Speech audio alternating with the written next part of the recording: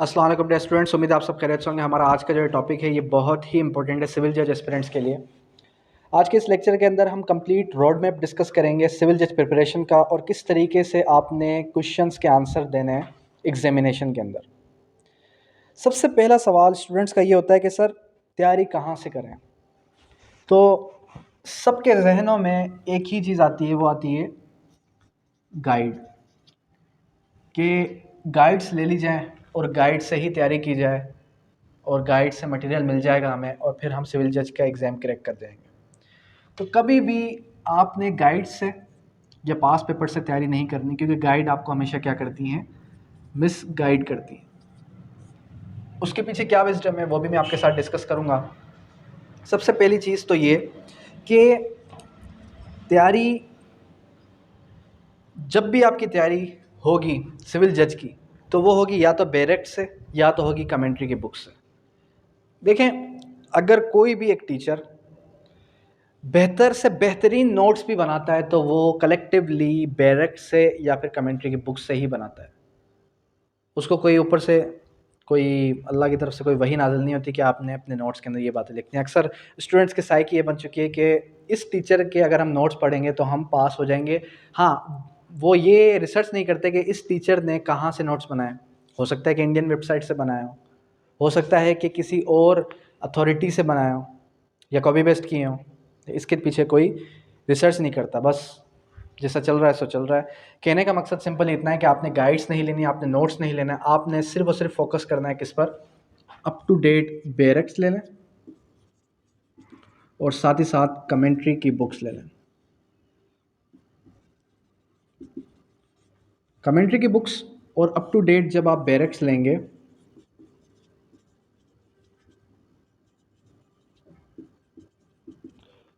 तो hope so आपको at least हाव ना हो जाएगी कि प्रिपरेशन स्टार्ट कहाँ से लेनी है। सबसे पहले आज ही एक काम करें कि सेपरेट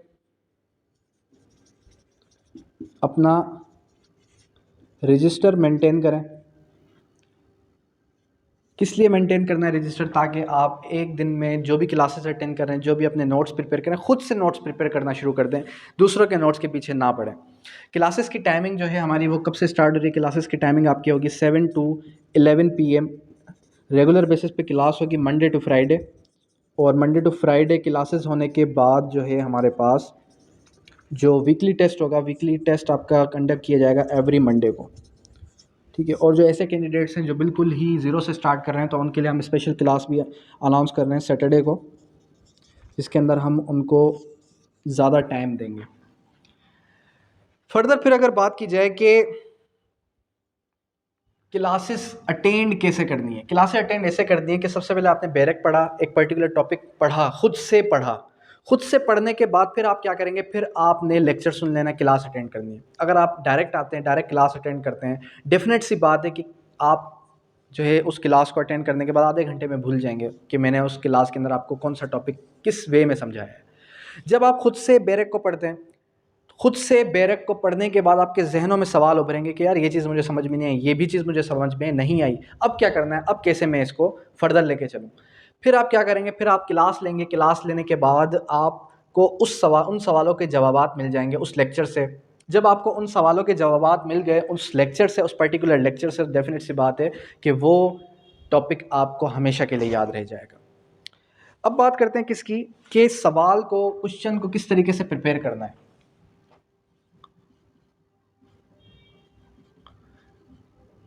क्वेश्चन को किस तरीके से आपने प्रिपेयर करना है अपने एग्ज़ाम के अंदर। जब आपके एग्ज़ाम कंडक्ट होंगे तो अगर पंजाब की बात की जाए, पंजाब के अंदर डेफिनेट सी बात है 7 पेपर्स हैं, वो भी आगे चल के बताता हूँ। सिंध के अंदर सिर्फ और सिर्फ 1 से 2 पेपर होते हैं। अभी अनाउंसमेंट हुई है कि 2 पेपर होंगे इस बार, होप्स हो के 2 पेपर होंगे, क्रिमिनल लॉ का और एक जो है सिविल लॉ का। लेकिन जो पंजाब है, पंजाब के अंदर टेस्ट थोड़ा ज़्यादा टफ भी होता है और 7 पेपर्स होते हैं। और क्वेश्चंस को अटेम्प्ट किस तरीके से करना है, सबसे पहले तो क्वेश्चंस जो मोस्ट रफ और मोस्ट टफेस्ट क्वेश्चंस होते हैं स्टूडेंट्स के लिए, वो होते हैं प्रीपोजिशन बेस्ड क्वेश्चंस या फिर सिचुएशन बेस्ड क्वेश्चन। अब ये प्रीपोजिशन बेस्ड क्वेश्चन या सिचुएशन बेस्ड क्वेश्चन सिर्फ और सिर्फ वही स्टूडेंट सॉल्व कर सकता है जिसकी प्रैक्टिस हुई हुई हो। प्रैक्टिस जब हुई होगी तो डेफिनेट सी बात है आपके सामने फैक्ट्स ज़्यादा बार आए होंगे, आपके पास सामने केसेस बहुत सामने आए होंगे, उन केसेस की वजह से सिचुएशंस को सॉल्व करना आपके लिए ईजी रहेगा। अब सिचुएशन को सॉल्व किस तरीके से करना है, प्रीपोजिशन आती है। तो आपसे अगर वो सवाल करता है कि फॉर सपोज, जैसे लास्टली एक सवाल आया 2022 के अंदर, 2022 के अंदर सवाल ये आया कि सिंध की अगर बात की जाए, सिंध के रिटन एग्जाम के अंदर सवाल ये था कि आप ये बताएं कि अगर मिसाल के तौर पे आपके सामने आप एक जज हैं और आपके सामने एक जो है आती है बेल एप्लीकेशन, और बेल एप्लीकेशन आती है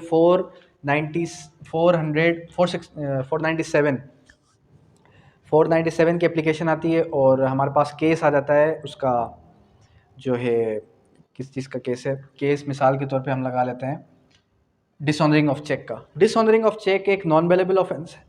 नॉन बेलेबल ऑफेंस होने के बावजूद आपके पास बेल आई है, तो क्या उसमें आप बेल ग्रांट करेंगे या बेल ग्रांट नहीं करेंगे? जब आप उसको यस करेंगे तो भी विथ रीजंस बताएंगे, नो करेंगे तो भी विथ रीजंस बताएंगे। अब अगर मुझसे सवाल किया जाए तो मैं बेल ग्रांट कर दूंगा। क्यों बेल ग्रांट करूंगा? क्योंकि मैं देखूंगा फैक्ट्स को कि जो हमारे पास नॉन बेलेबल ऑफेंस है,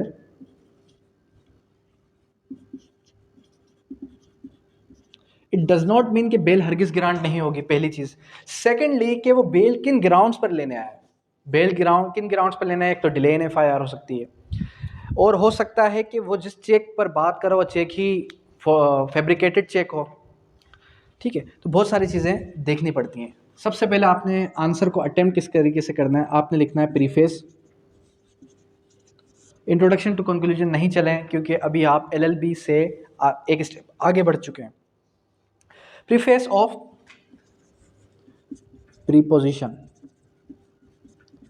प्रीफेस ऑफ प्रीपोजिशन लिखें। प्रीफेस ऑफ प्रीपोजिशन के अंदर आपने क्या करना है, आपने सिंपली ये बताना है कि सिचुएशन है क्या, किस वजह से आप जो है ये आंसर अटेम्प्ट करना है, ये पूरी की पूरी सिचुएशन आपने बतानी है। फिर डायरेक्ट रेफरेंस देना है आपने। डायरेक्ट रेफरेंस किस चीज़ का देना है? डायरेक्ट रेफरेंस आपने देना है, आपने डायरेक्ट रेफरेंस देना है उन जो है सेक्शंस का, जिन सेक्शंस की वजह से आप ये क्वेश्चंस जो है सॉल्व कर रहे हैं। मिसाल के तौर पे अगर 497 है, 498 है, या फिर कोई और सेक्शन लगता है तो वो भी। उसके बाद फिर आपने देना है क्रॉस रेफरेंस। फिर आपने क्या बताना है, फिर आपने फर्दर बताना है रेमेडी, कि क्या रेमेडी है एक जो है अक्यूज़ के पास, अक्यूज़ किस तरीके से वो रेमेडी अवेल कर सकता है, और अगर वो रेमेडी अवेल करता भी है तो रेमेडी अवेल वो कैसे कर रहा है। ठीक है, वो प्रॉपर फॉर्म पे आया है या नहीं। फिर आपने बताना है उसका कंक्लूसिव रिमार्क्स।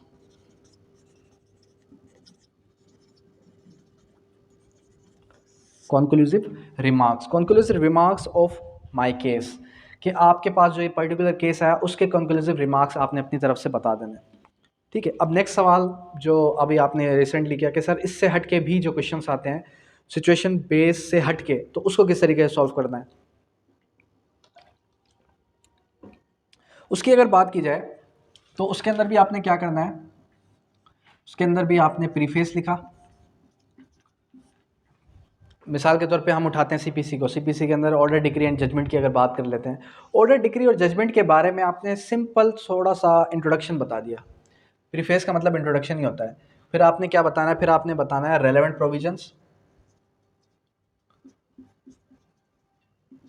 रेलेवेंट प्रोविजंस इसके ऑर्डर सेक्शन 2 सबसेक्शन 2 है, सेक्शन 2 सबसेक्शन 14, सेक्शन 2 सबसेक्शन 9 है। फिर इसके अलावा जो हमारे पास डिग्री और जजमेंट पास होती है वो ऑर्डर 20 में पास होती है। इससे हटके और कहाँ कहाँ पर इसके रेफरेंसेस हैं वो सारा आपने बता देना है।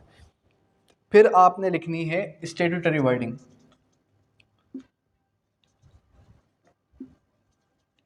स्टैट्यूटरी वर्डिंग तो मैं बता रहा हूँ, लेकिन स्टूडेंट्स याद ही नहीं रख पाते कि बैरक के अंदर क्या लिखा हुआ है, और वो बहुत ही it is next to impossible कि आप एज इट इज़ बैरक की वर्डिंग को पेस्ट कर सकें, बैरक की वर्डिंग को ऐसा ही लिख सकें। पॉसिबल ही नहीं है, इवन मेरे लिए भी पॉसिबल नहीं, मेरे लिए तो क्या किसी भी लॉ एक्सपर्ट के लिए ही पॉसिबल नहीं है कि वो स्टैट्यूटरी वर्डिंग को लिखे, एज इट इज़ लिखे। उसके बाद क्या आ जाता है, उसके बाद आ जाती है मीनिंग ऑफ वर्डिंग, और फिर आप आ जाएंगे किसकी तरफ, फिर आप आ जाएंगे एक्सप्लेनेशन या फिर एसेंशियल्स की तरफ। ठीक है, एसेंशियल्स को डिस्कस करने के बाद फाइनल रिमार्क्स, फाइनल रिमार्क्स। अब देखिए सबसे पहले क्या है, सबसे पहले आपने प्रीफेस लिखा, प्रीफेस के अंदर आपने थोड़ा बहुत इंट्रोडक्शन दिया, इंट्रोडक्शन देने के बाद रेलेवेंट प्रोविजन पे आ गए, रेलेवेंट प्रोविजन जो भी इसके हैं वो लिखा, और स्टेट्यूटरी वर्डिंग। अब स्टेट्यूटरी वर्डिंग डेफिनेट सी बात है आप नहीं लिख पाएंगे, तो आपने क्या करना है, आपने अपनी वर्डिंग के अंदर जो भी आपको समझ में आता है आप लिख सकते हैं। उसके बाद मीनिंग की अगर बात की जाए तो मीनिंग के अंदर आप क्या करेंगे, जो भी हमारे पास ऑर्डर डिक्री एंड जजमेंट है, इन वर्ड्स की जो एक्चुअल मीनिंग है वो आपने लिख लेनी है। मीनिंग उर्दू के अंदर नहीं बल्कि आप इसको एक्सप्लेन कर लें थोड़ा, ठीक है, एक्सप्लेनेशन पे ले जाएं।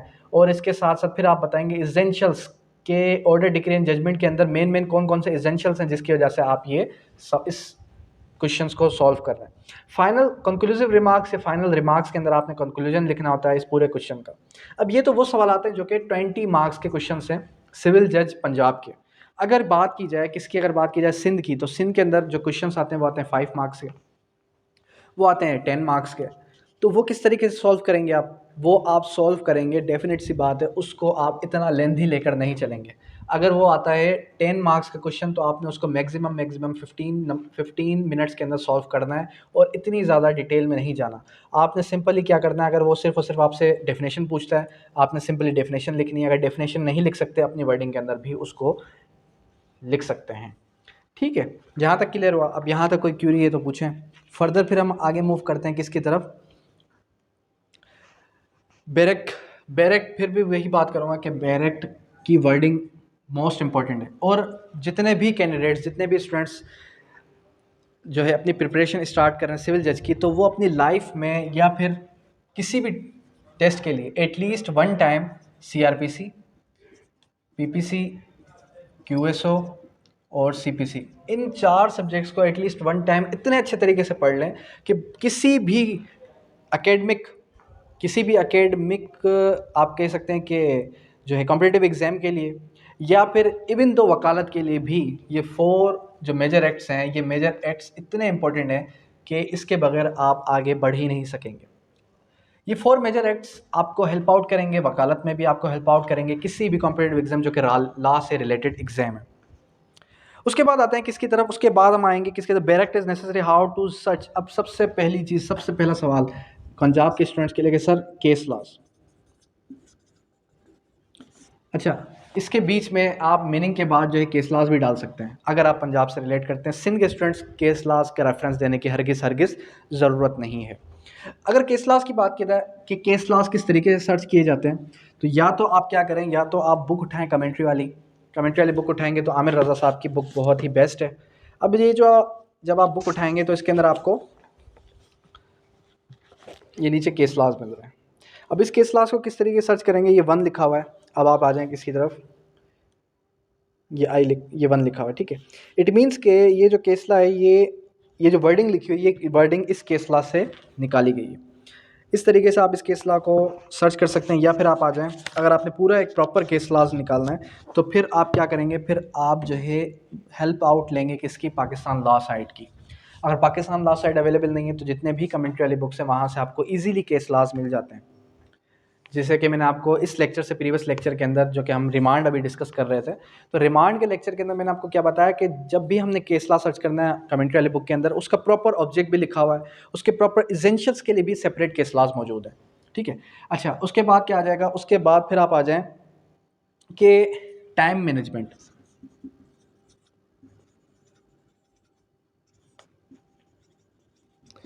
अगर बात की जाए टाइम मैनेजमेंट की तो डेफिनेट सी बात है स्टूडेंट्स टाइम को मैनेज नहीं कर पाते। जो आपका टेस्ट होता है वो होता है 3 आवर्स का, और 3 आवर्स के अंदर बहुत ही स्टूडेंट्स के लिए नेक्स्ट इम्पॉसिबल हो जाता है कि इस टाइम को हम किस तरीके से मैनेज करें। क्वेश्चंस बहुत ज़्यादा होते हैं, और ऐसा भी होता है जो भी कैंडिडेट फर्स्ट टाइम जब टेस्ट देने बैठता है तो उसके हाथ भी कब कपा रहे होते हैं कि पता नहीं कैसा ये टेस्ट है। देखें, टेस्ट में पास होना ना होना वो आपका नसीब है, आपका मुकद्दर है, और हर किसी आप डिसाइड नहीं कर सकते कि प्रिपरेशन हमने 100% की और हमारा जो है सिलेक्शन नहीं हुआ या नहीं होगा, या नहीं होगा वो बात की बात है। आपने अपनी 100% प्रिपरेशन की है, अब आपने करना क्या है, जो आपको याद है, जो भी आपके माइंड में आ रहा है वो आपने लिखना है पेपर के अंदर। पेपर के अंदर जब आप लिखने बैठते हैं तो आपका माइंड ही स्टक हो जाता है, आपको समझ में बातें नहीं आती कि हमने स्टार्टअप कहाँ से लेना है। जो चीज़ें समझ में आ रही हैं, जैसी चीज़ें समझ में आ रही है आप वैसे वैसे लिखते जाएं, आपके माइंड में ऑटोमेटिकली चीज़ें आती रहेंगी, को अल्लाह की तरफ से मदद होती रहती है। और ये हरगिज़ अपने जहनों से निकाल दें कि सर मेरिट पे होती हैं सीट्स, या फिर जो है इसमें कोई करप्शन होती है, इसमें कोई जो है पैसे वगैरह दे के कोई कहानी हो सकती है। It is next to impossible. क्योंकि देखें, जो जस्टिस आपका इंटरव्यू कंडक्ट कर रहे हैं उनकी लाखों में सैलरीज़ हैं, उनको कोई ज़रूरत नहीं है आपके एक सीट के लिए वो जो है अपना नाम ख़राब करें। और आजकल आपको पता है कि पाकिस्तान के अंदर ये जो हमारे पास करप्शन के मैटर्स हैं वो कितने एक्टिव लगे हुए हैं। तो इट इज़ नॉट पॉसिबल कि आपका कोई भी ऐसा काम हो सके, या आप इस वजह से जो है प्रिपरेशन ही नहीं करते कि यार सीट्स तो उन्हीं को मिलनी है जो कि जिनका कोई कहीं ना कहीं लिंक्स हो। इट इज़ ये अपने जहनों से निकाल दें। क्यों अपने जहनों से निकाल दें? मेरे पास बहुत ही अच्छी एग्जांपल मौजूद है। प्रीवियस जो हमारा 2022 का बैच था, उस बैच के अंदर जो हमारा एक स्टूडेंट है, वो जब पास होता है, इंटरव्यू में पहुंचता है, तो इंटरव्यू के अंदर उससे जो क्वेश्चंस पुट किए जाते हैं, बहुत ईजी क्वेश्चंस किए जाते हैं, क्योंकि उसकी इंग्लिश बहुत अच्छी थी। इवन तो जब मैंने उसका इंटरव्यू कंडक्ट किया, तब मेरे सामने भी वो इतनी फ्लुएंट इंग्लिश बोल रहा था कि उतनी फ्लुएंट इंग्लिश मेरी खुद की भी नहीं है। तो कहने का मकसद ये है कि वो इजीली पास कर गया। उसका जो नाम है वो नंबर आया था 86 पे, 84 या 86 पे। ठीक है, तो 84 86 के आने के बावजूद भी वो स्टूडेंट पास हो गया। इट मीन्स के उसके नसीब में वो सीट थी, इस वजह से उसको मिली। आपने अपनी तरफ से पूरी की पूरी मेहनत करनी है, अच्छे तरीके से मेहनत करनी है, और आप अपने जहनों से बात निकाल दें कि सीट मिलेगी आया कि नहीं मिलेगी। ठीक है, अच्छा जी। अब उसके बाद करना है कि टाइम को मैनेज किस तरीके से करना है। देखें, अगर सवाल आते हैं आपके 6 क्वेश्चंस आते हैं, तो 6 क्वेश्चंस के हिसाब से आपने हर क्वेश्चन को एटलीस्ट 25 मिनट्स देना है। ठीक है, ये तो मैं एक एग्जाम्पल दे रहा हूँ आपको। मिसाल के तौर पे 10 सवाल आ जाते हैं, मिसाल के तौर पे 8 क्वेश्चंस आ जाते हैं। जितने भी क्वेश्चंस आ रहे हैं, उस क्वेश्चंस के हिसाब से आपने उस क्वेश्चन को मिनट देने हैं। अगर क्वेश्चन लेंदी है तो उस हिसाब से टाइम को ज़्यादा कर दें या कम कर दें। लेकिन आपने ये नहीं सोचना कि अभी क्वेश्चन नंबर 1 है तो मैंने इस पर आधा घंटा वेस्ट कर देना है, 1 घंटा लगा देना है। ऐसा करेंगे तो आपको एक सवाल के मिलेंगे कितने मार्क्स? 15 मार्क्स। बाकियों के अगर मिलेंगे 5 मार्क्स, तो आप एग्ज़ाम पास हरगिज़ नहीं कर सकते। ठीक है, उसके बाद फिर आते हैं हम किसकी तरफ? नेक्स्ट जो हमारे पास आज की आउटलाइन है, नेक्स्ट आउटलाइन हम बात करते हैं किसकी? नेक्स्ट हम बात करते हैं शेयरिंग ऑफ नॉलेज। स्टूडेंट्स अक्सर क्या करते हैं कि नॉलेज को शेयर नहीं करते। अगर आप में से किसी के पास जो है नोट्स हैं, मुझ हो सकता है मुझसे बेहतर नोट्स आपने प्रिपेयर किए हों। ये जो है मिस्टर बैठे हुए हैं, मिस्टर अली, इन्होंने तकरीबन कोई 1 साल से प्रिपरेशन कर रहे हैं, और इनके पास जो नोट्स होंगे हो सकता है मेरे पास भी ना हो सकता है कि जो है, मुझे पता है कि आपने क्या किया, आपने कलेक्टिवली हर एकेडमी से तैयारी करके और वहाँ से नोट्स कलेक्टिवली हासिल किए। लेकिन कहने का मकसद ये, अब अगर आप आके इनसे कहते हैं कि हमें नोट्स दे दें, तो ये आपको नोट्स शेयर नहीं करेंगे। अब नोट्स शेयर क्यों नहीं करेंगे? कि हो सकता है कि जो स्टूडेंट मुझसे नोट्स ले रहा है, वो नोट्स लेके और वो क्या कर जाए, वो सिविल जज बन जाए। ऐसा हरगिज़ नहीं है। देखिए, नॉलेज ऐसी चीज़ है कि जो आप जितना ज़्यादा शेयर करेंगे उतना ज़्यादा फैलेगा। लेकिन आपकी माइंड की साइकी बन चुकी है कि यार अगर मैंने नोट्स दे दिए तो मैं रह जाऊंगा। हो सकता है कि इस सोच की वजह से आप रह रहे हो, तो ऐसा हरगिज़ मत सोचें। नोट्स शेयर कर दिया करें। हो सकता है कि उन नोट्स के अंदर कोई ऐसी मिस्टेक्स हो जो आपने खुद भी ना देखी हो, और उन मिस्टेक्स की वजह से आप अभी तक सीट को क्रैक नहीं कर सके हो। ठीक है, बैरेक्स की बात करें तो बैरेक्स पर जितना ज़्यादा फोकस करें उतना ज़्यादा आपके लिए बेहतर है। और अगर बात की जाए किसकी, पंजाब की, तो पंजाब के अंदर आपको पता है 7 पेपर्स होते हैं। Civil law 1, civil law 2, criminal law, और उसके अलावा जर्नल लॉ, जीके, उर्दू और इंग्लिश। इसके लिए करना क्या है? इसके लिए आपने ये करना है कि माइनर एक्ट्स पर फोकस करें मेजर एक्ट के साथ साथ, क्योंकि माइनर एक्ट से भी एक एक सवाल लाजमी लाजमी लाजमी आता है। ठीक है, फिर अगर हम बात करें फर्दर के स्टूडेंट्स अक्सर जो है किस वजह से रह जाते हैं अपने एग्ज़ाम के अंदर, तो सबसे पहली वजह जो होती है, उनकी वजह बनती है एग्ज़ाम में पास ना होने की। वो वजह ये बनती है कि वो क्या करते हैं, वो जो है क्रैमिंग करके चले जाते हैं, और क्रैमिंग करने की वजह से चीज़ें भूल जाते हैं। जब वो क्रैमिंग करने की वजह से जो भी उनके पॉइंटेशन थी वो रह गई, जो भी उनके सवालात थे, जो भी उनके आंसर्स थे, जो भी उनके आउटलाइंस थी वो रह जाती हैं, और फिर वो क्या करते हैं, वो एग्ज़ाम के अंदर आंसर के स्केच उस तरीके से नहीं लिख पाते जिस तरीके से उनकी प्रिपरेशन होती है। क्रैमिंग कुछ हद तक आप कह सकते हैं कि क्रैमिंग आप कर सकते हैं कुछ हद तक, लेकिन ऐसा भी हरगिज़ नहीं है कि आपने 100% ही क्रैमिंग करनी है। फिर इसके साथ साथ अगर हम बात करें किसकी, अगर हम बात करते हैं केपीके की, तो केपीके के लिए अक्सर स्टूडेंट्स ये कहते हैं कि सर क्या वहाँ पर बैरक्स अलो होते हैं या नहीं होते। देखिए बैरक्स अगर वहाँ पर अलो होते भी हैं तो बैरक्स अलो होने का हरगिज़ भी ये मतलब नहीं कि आपने बैरक्स से ही कॉपी पेस्ट करना है, बैरक की वर्डिंग ही लिखनी है। जब बैरक्स अलो हैं डेट मीन्स कि बैरक्स से आप थोड़ा बहुत कॉन्सेप्ट कॉपी करके अपनी वर्डिंग के अंदर लिख सकते हैं, ठीक है। इसी के साथ साथ अगर बात की जाए सिंध की, तो सिंध के अंदर अक्सर स्टूडेंट्स की ये साइकी बन चुकी है, जब तक सीट्स अनाउंस नहीं होगी तब तक प्रिपरेशन स्टार्ट नहीं करता। तो ये मैं आपको बताता चलूँ कि सिंध के अंदर होप्स हो कि मई या फिर जून के अंदर एक्सपेक्टेड है कि सीट्स अनाउंस हो जाएं। जब मई या जून के अंदर सीट्स अनाउंस होंगी तो सीट्स अनाउंस होने के बाद फिर क्या होगा, फिर जो है स्टूडेंट्स भागते फिरेंगे कि भाई अब हमें प्रिपरेशन स्टार्ट कर लेनी है। देखें ऐसा हरगिज़ ना करें, क्योंकि 1.5 से 2 महीने में प्रिपरेशन नहीं होती। प्रिपरेशन के लिए एटलीस्ट 6 मंथ्स का टाइम ड्यूरेशन बहुत ही नेसेसरी है। खैर, कहने का मकसद ये है कि सिंध के अंदर जब स्क्रीनिंग अनाउंस हो जाती है तो स्क्रीनिंग के अंदर कहाँ से सवालात बनते हैं, फिर उसके बाद आ जाता है रिटन का।